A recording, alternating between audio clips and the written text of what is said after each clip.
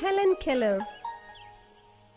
Helen Keller could not hear or see, yet she helped many people in her amazing life.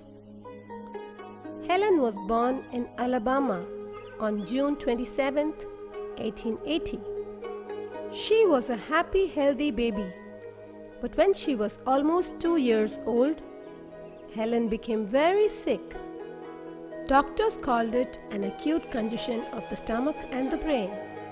In time, Helen got well, but her illness left her deaf and blind.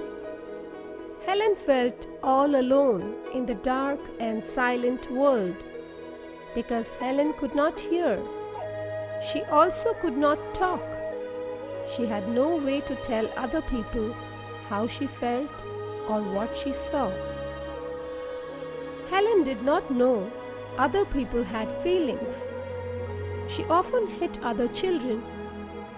Once, Helen even pushed her baby sister, Mildred, out of her cradle. Helen's parents knew Helen needed help. They took her to see Dr. Alexander Graham Bell. Today, Dr. Alexander Graham Bell is remembered for inventing the telephone. So when Helen's parents came to him, he was running a school to help people teach the deaf. Dr. Bell said there was a special way deaf people could talk by making signs with their fingers. When Helen was 7, a woman named Anne Sullivan was appointed as a teacher for Helen. Annie knew what it was like to be able to see. She had been nearly blind when she was a child. She had 2 operations to save some of her eyesight. She began teaching Helen right away. She gave Helen a doll in her hand and she spelled DOLL. Every day, Annie spelled words into Helen's hand. Helen learned quickly, but she did not know she was making words.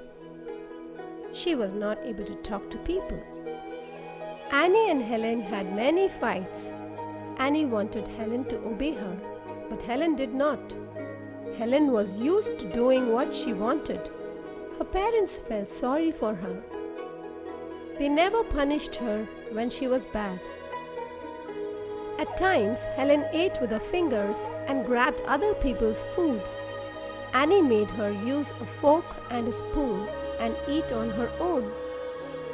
Annie treated Helen just like any other child, and every day Helen behaved a little better. One day, Annie took Helen out to the water pump.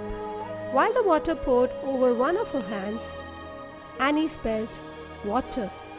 Suddenly, Helen understood what word it was. Her life would never be the same now.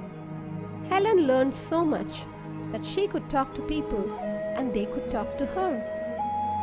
Helen wanted to know everything she could about the world. Helen could read and write Braille, and Braille words are printed in raised dots that blind people can feel and read with their fingers.